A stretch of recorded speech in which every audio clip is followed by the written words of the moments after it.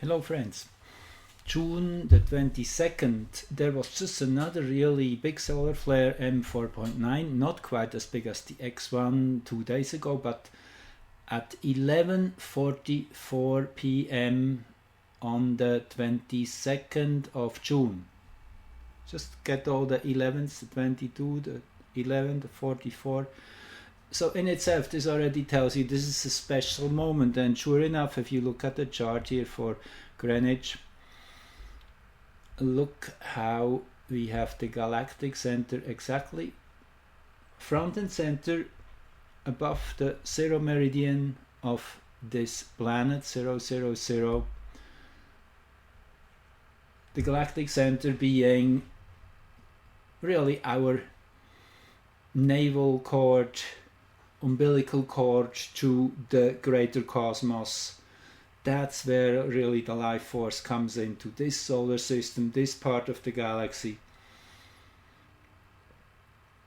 So allegorically, the higher center in that, so to say, some people call it the over sun, the super sun, or whatever, something like that. I always forget that term for some strange reason. Anyway, but it is that higher authority, so it is also representing the higher authority of ourselves, our future, you could say, is pulling us into alignment, where to go next. And then, with Neptune here, anyway, pretty much for the whole year, T-squaring here the galactic center. This in itself is special. And then if we look at the I Ching overlay, these are the 4 last hexagrams here in the mutual cross, before really the crossover with which starts at 28:15, as you probably remember from having followed me. That is that magical mark in the zodiac, 28:15 at in multiple signs, the cutoff point. So whatever is before, between 22:37 and 30 seconds is the exact beginning of that last hexagram. 11, it is here, peace, again an 11. 36, darkening of the light, and that's where Neptune is in at present.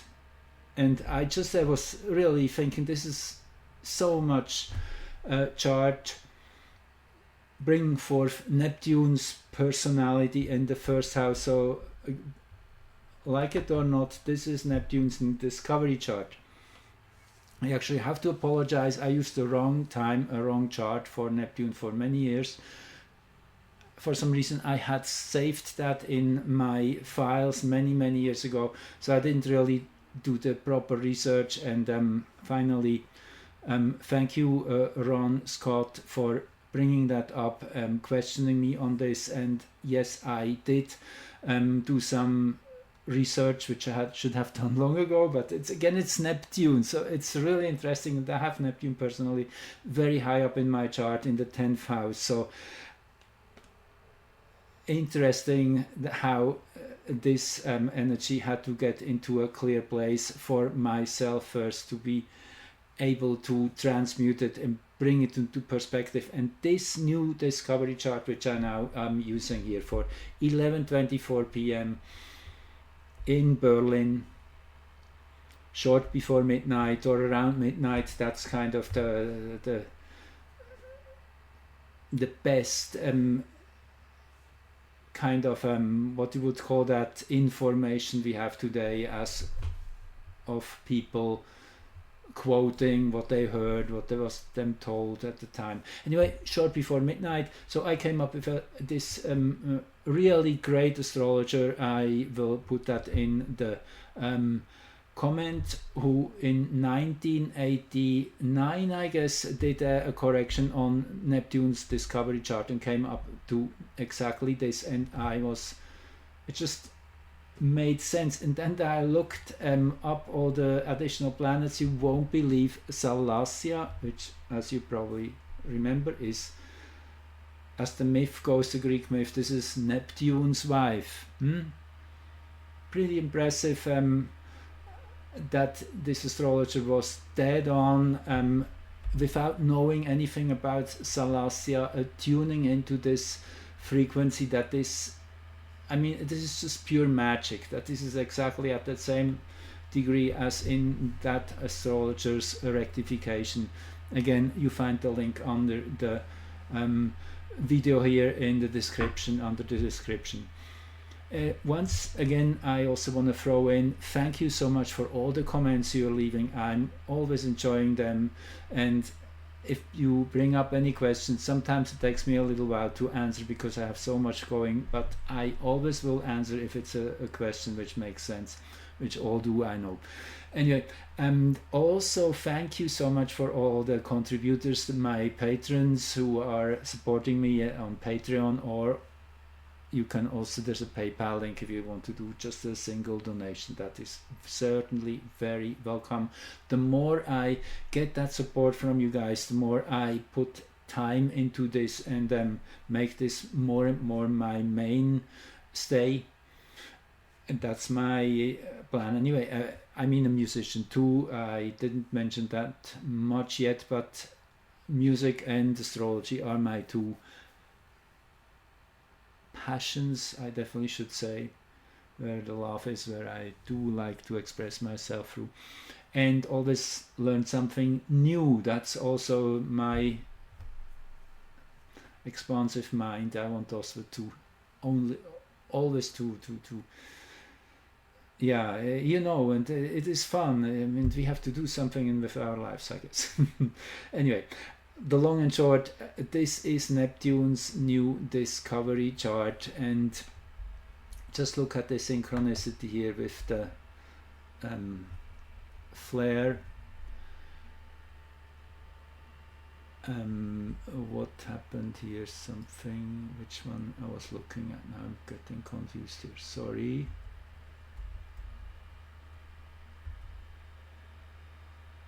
Right, yes, I'm getting confused here for a sec. So it is at 22:40:35. That is the time given on the NASA page for this solar flare as of today. A couple hours ago it occurred. And you read the ascendant here, and then you go to Neptune's discovery chart. I mean, it's uncanny. 22:47.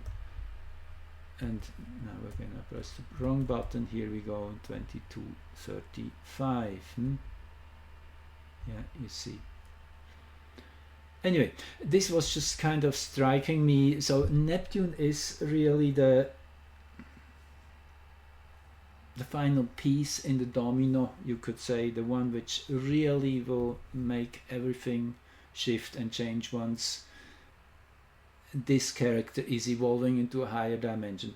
And that's exactly what I'm seeing happening. These are real beings. They call them gods, but they're archetypes, archetypes you could say, and each archetype can evolve, and when the archetype evolves in itself, naturally through all the manifold expressions, that's really what it is. That's what our individual consciousnesses are. We are each expressions of these energies, and if we raise our frequency, this helps to literally bring all these celestial characters to enlightenment too. So it is rippling out in all directions. So Neptune being the hero of the hour makes total sense. Let's just look at this chart a little more once again. That's the one just from earlier today. Forgive me, time is also dissolving what was and what will be. It's all overlapping, all really coming into this moment. That's what it feels. Anyway, today is a special day. those of you who are following the Mayan calendar will know today is 10 Ahau. That is at the bottom of the center column of the calendar's template, the blue column, the final day, 10 Ahau, which is the yellow planetary sun. And this is the final day of this spinal column. We have been going through it. Really, I compared it and I still do feel that way. Stairways to heaven. It is, we are taking off into a new dimension. It's just happening. And we're right in the middle of it. And these solar flares are kind of the last final triggers which bring in the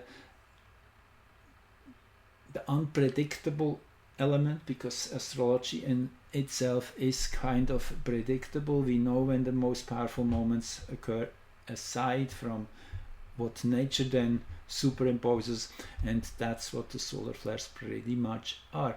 So we're coming out of this opposition of Neptune and Ceres. Actually, that was just a short while ago, around the 12th or 13th, I guess it was exact, which was the third time these two had an opposition. And I was thinking about this, what does this really mean? And I came just to a conclusion. It is, well, let me start a little earlier.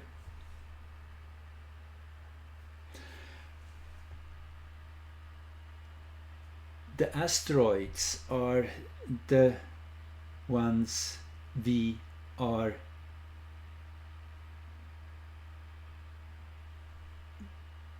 adding into this play. That is our personal contribution in a way.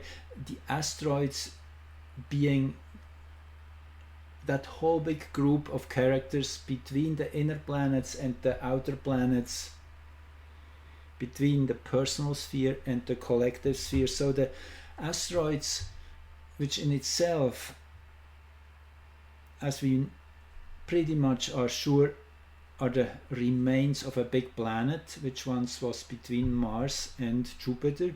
There's that big gap in which astronomers were wondering already centuries ago why there's no planet in between Mars and Jupiter.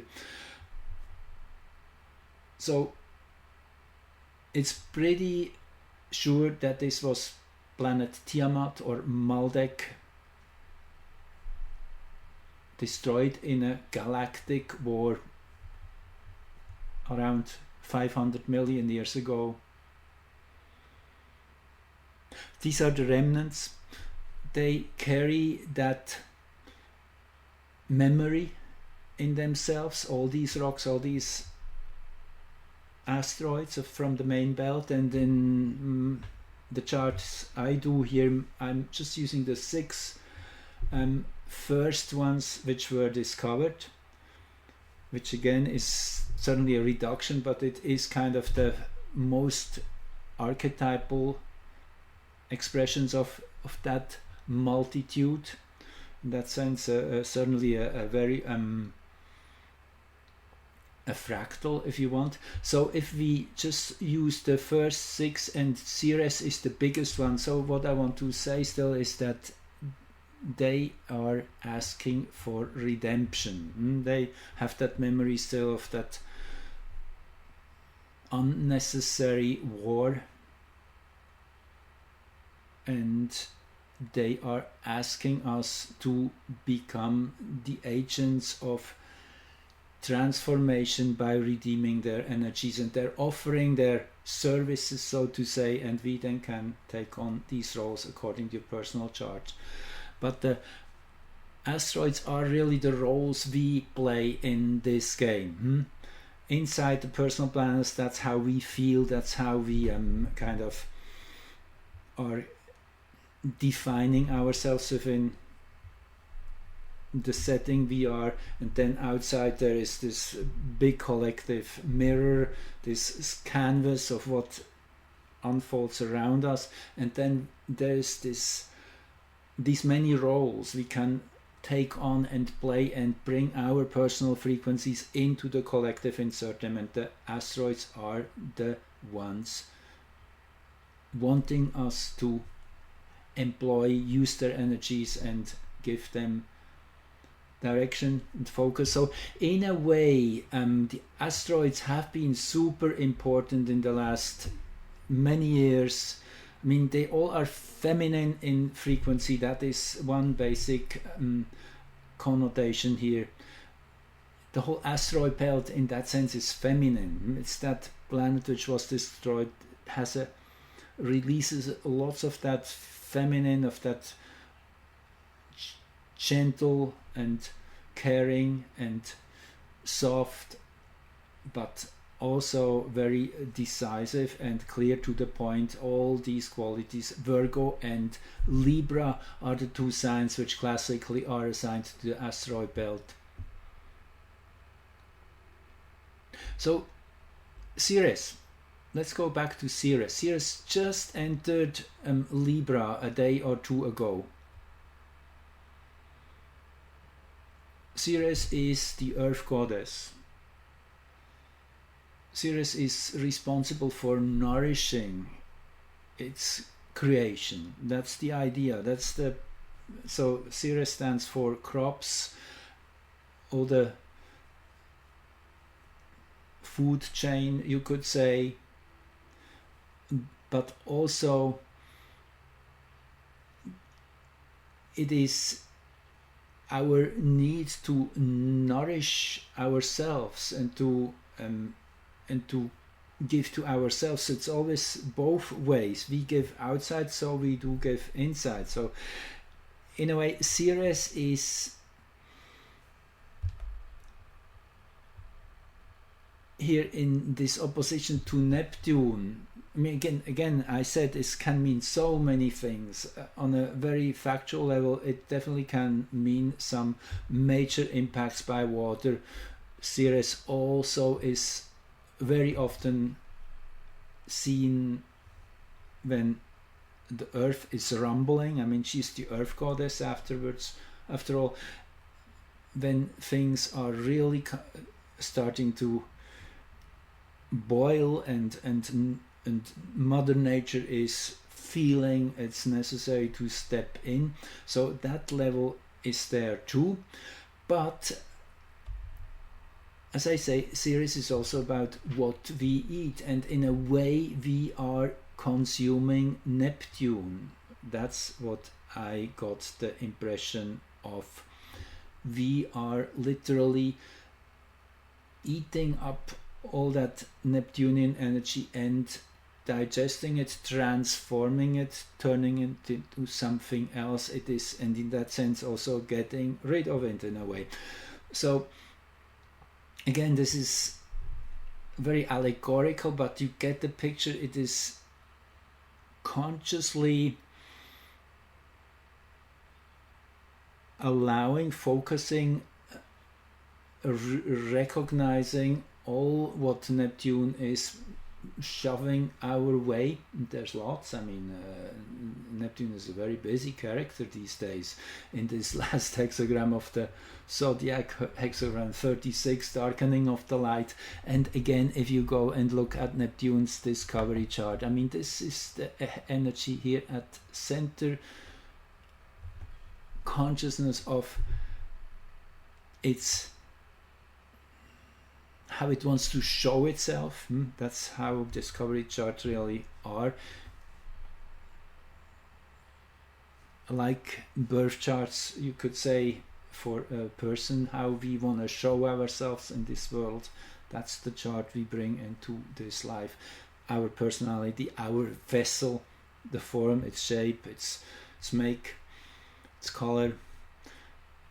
So this is what Neptune wants to be seen as, and with the darkening of the light, yes, definitely a one which is playing with that ability to confuse and to obfuscate and to kind of twist things a little bit around so things stay in the dark. And this chart makes so much sense. I could talk about it for an hour alone. Anyway, that's not my intention here.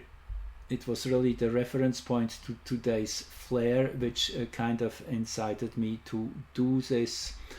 I also want to say, going back to today's chart here,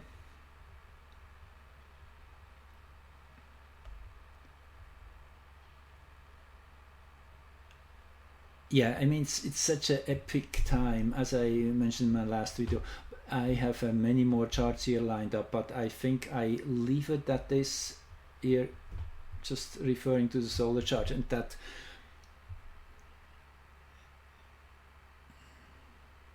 increasing awareness, I would call it, in Earth's population, that something extraordinary is happening.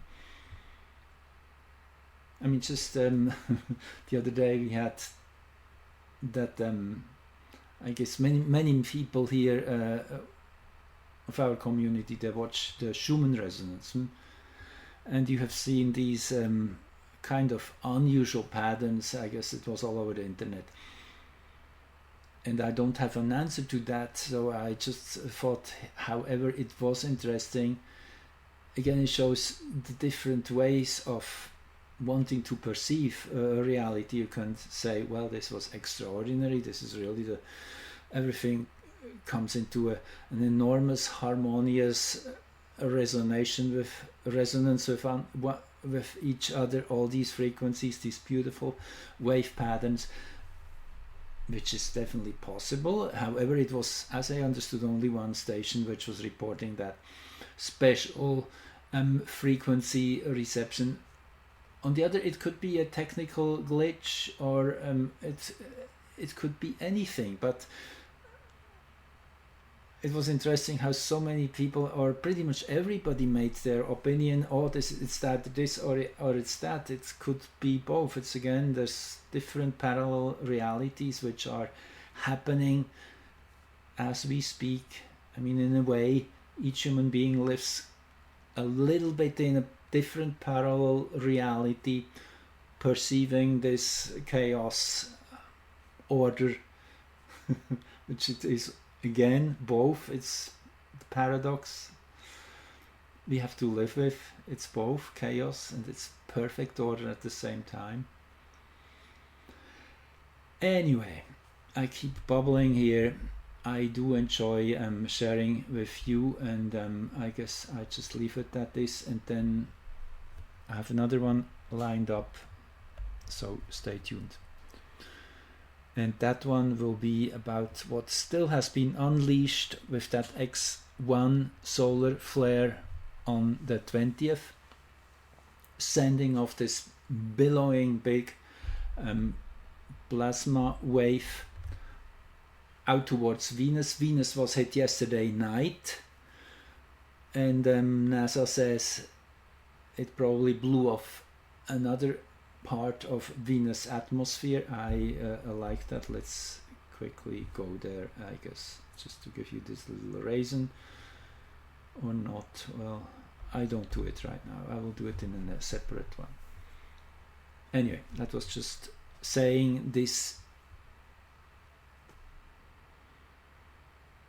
weather system, if you want, this cosmic weather system in our solar system, that hurricane-like blast of solar plasma out into space hit Venus yesterday night, and the moon happened to be there. There was a moon-Venus conjunction pretty much around the hours when that impact happened. Now, this wave is moving at 1,000 kilometers per second. Just think, 1,000 kilometers per second. And it will reach Mars in 5 days. And Mars is in the trajectory too. And then there's Ceres, which is just a little bit farther than Mars. I calculated the times when it approximately will activate these planets' energies.